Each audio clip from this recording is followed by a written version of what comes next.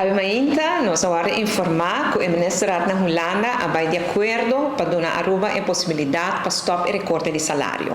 Se nós anunciamos mais trempang também que entrante para o mês de julho, nós também stop e recorte de 5% que tem turno riba salário de empregado público e semipúblico e outro ano nós quita full edges 2,6%.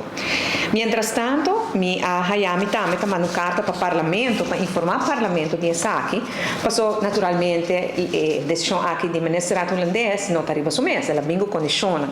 E dois condiciona aqui taraka também parlamento e minha pedi parlamento para nos reunir, me informar dessa aqui, me pedir por reunião para assim me compreender com o parlamento, mas me essa aqui também.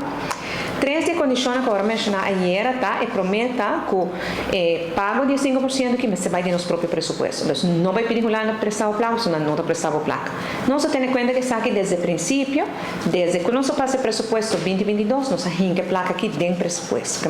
Nós temos visão para nós lograr isso aqui e nós logramos também. Condições não tem problema.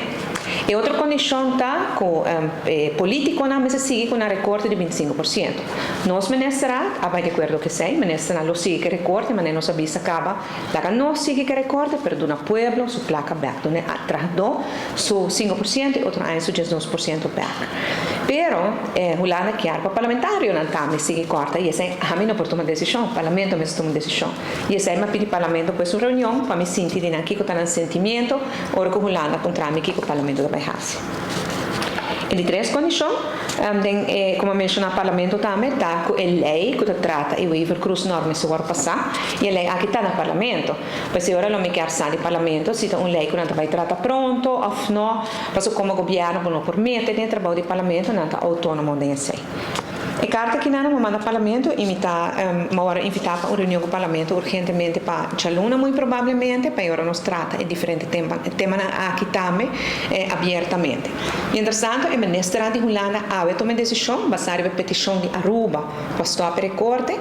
Outro semana, essa aqui também Rijksministerium, não como espera que algo da cambia, mas tem o Ministério de AUE na Holanda, tem 20 ministérios da cinta. Ture 20 ministers aqui, outros se manca den Rijksministerium, pero também 3 gevolmachtigde do minister de acerca. Que men outros se manca de Rijksministerium também tem 23 ministers.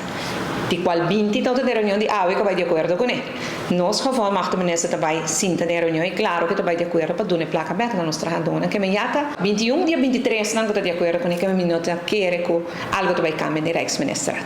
Men in tur confiança e tur fé que nós logra, agora que nada nós trabalhando bem execução para se nós cumprir para dia 1 de julho, regra de payroll para fim de julho, ora todo empregado público cobra, não mira aumento de salário com 5% e que poder de Deus para outro ano nós eliminar full edges 2,6%.